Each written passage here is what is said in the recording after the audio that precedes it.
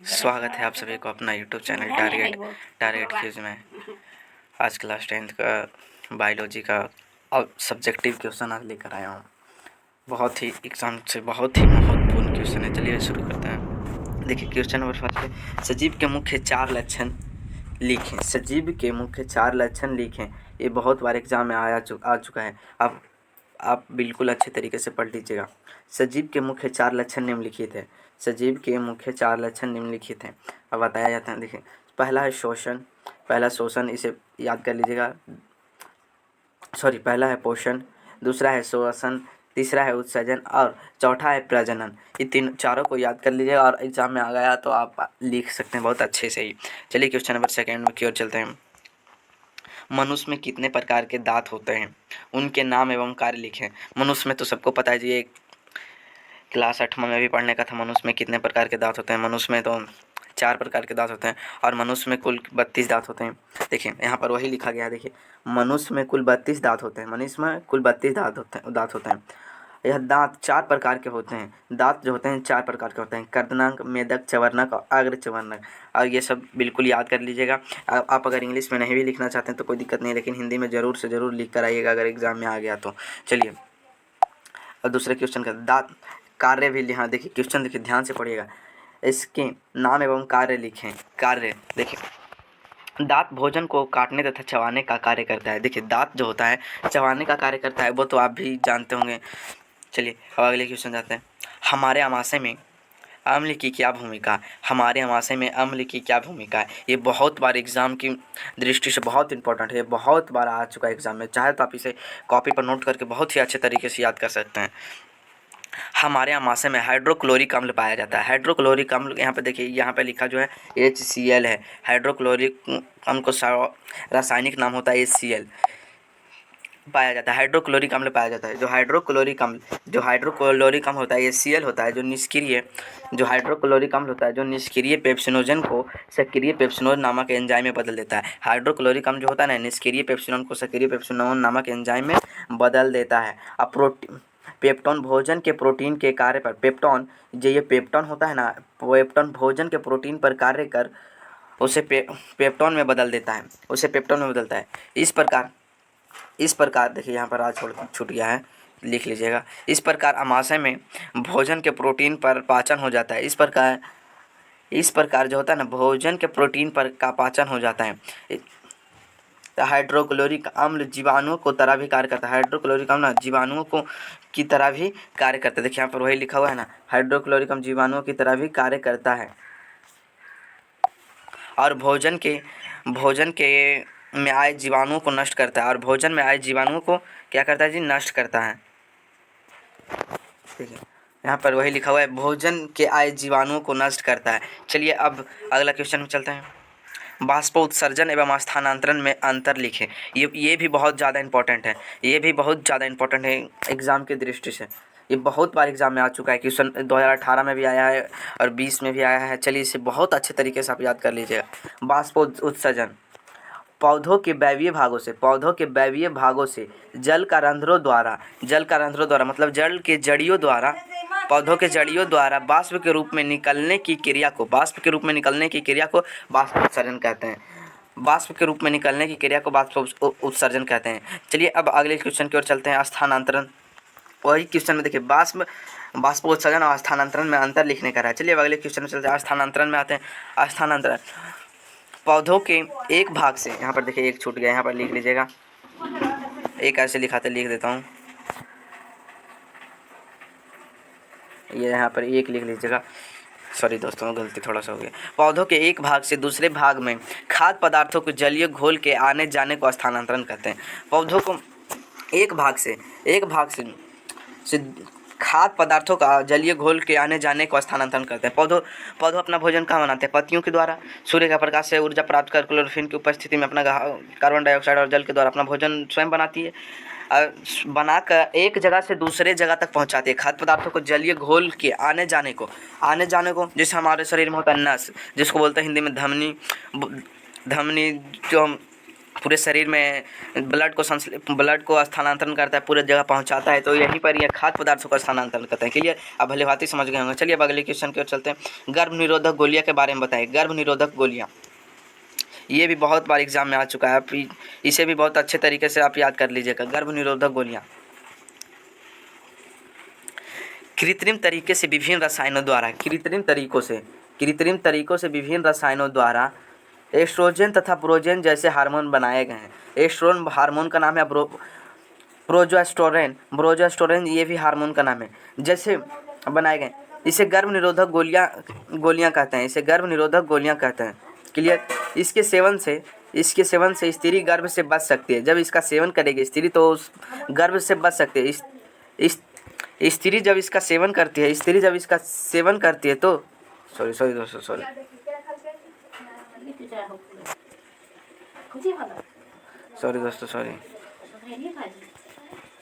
देखिए, स्त्री यहाँ पर हम लोग पढ़ रहे थे,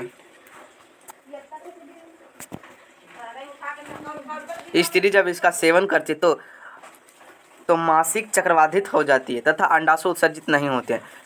फिर से इसको पढ़ देते हैं क्योंकि प्रॉब्लम आ गया था।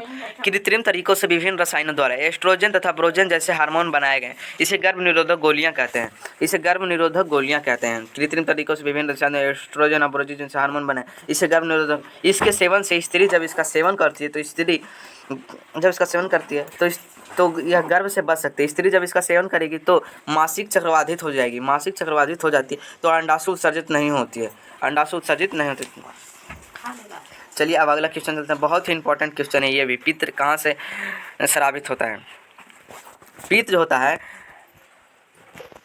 पित्त यकृत से स्रावित होता है। पित्त आप देखे होंगे चिकन वेकन में खरीजी के बगल में पित्त होता है, वो हरा रंग का होता है, नहीं क्षारीय द्रव की तरह, वही उसी को बोलते हैं पित्त।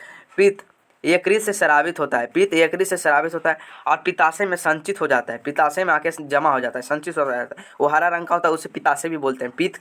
पित्त उसके अंदर होता है, पित्ताशय के अंदर होता है पित्त। क्लियर, अब चलिए आगे चलते हैं। पित्त गाढ़ा एवं हरे रंग का क्षारीय द्रव होता है। पित्त जो होता है ना, गाढ़ा एवं हरे रंग का क्षारीय द्रव होता है। इसमें कोई एंजाइम नहीं होते, इसमें जो होता है ना, कोई एंजाइम नहीं होता। मनुष्य के पाचन में इसके निम्नलिखित महत्व है। मनुष्य के पाचन में इसके बहुत सा महत्व है। क्वेश्चन देखिए, यह कह रहा है इसके कार्य को लिखें। देखें इसका क्या महत्व है, महत्व या कार्य देखिए। अब आगे की ओर चलते हैं, इसका महत्व में चलते हैं। अमाशय में आए अम्लीय भोजन को क्षारीय बनाता है। अमाशय में जो आता है अम्लीय भोजन को उसे क्षारीय बनाता है। यह जीवाणुओं को मारता है।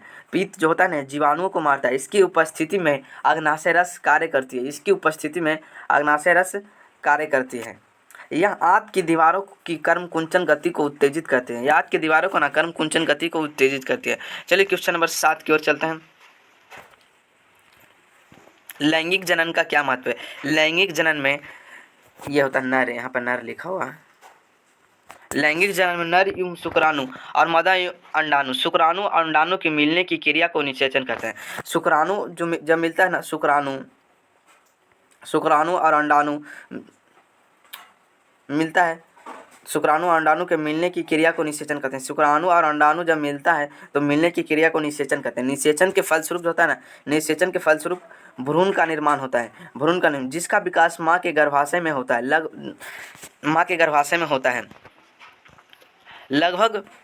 लगभग 9 महीने तक होता है। लगभग जो होता है ना, भ्रूण जो होता है लगभग 9 महीने तक माँ के गर्भाशय में विकास होता है। इसके बाद भ्रूण विकसित होकर मानव शिशु के रूप में जन्म लेता है।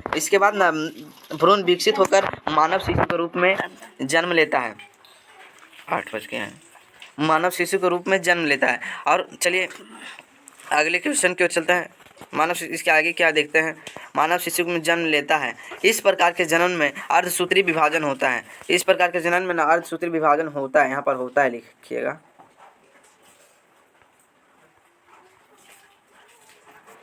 होता है। चलिए लसिका क्या है?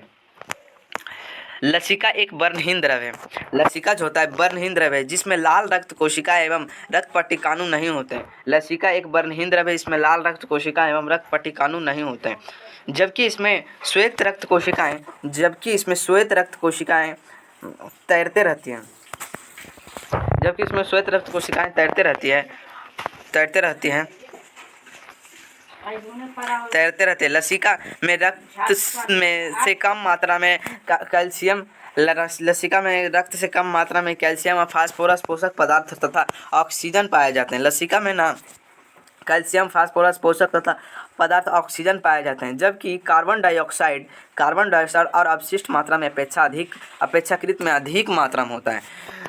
जो अधिक मात्रा में, देखिए अधिक मात्रा में कौन कौन होता है, कार्बन डाइऑक्साइड और अपशिष्ट पदार्थ हैं, अपेक्षाकृत अधिक मात्रा में होता है। कौन मात्रा में होता है,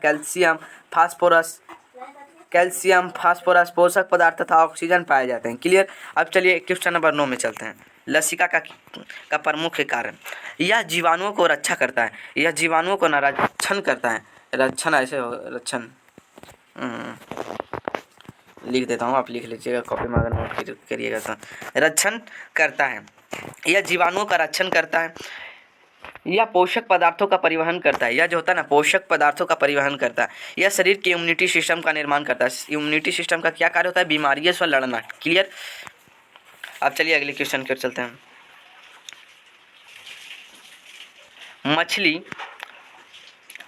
मच्छर, ये भी क्वेश्चन नंबर 21 में पूछा गया है, 2021 में ये क्वेश्चन आया था। आप चाहे तो बहुत अच्छे तरीके से याद कर सकते हैं। मछली, मच्छर, केंचुआ और मनुष्य के श्वसन अंगों का नाम लिखें। ये सब जो होता है ना ऊपर, ये किस चीज़ से श्वास लेते हैं।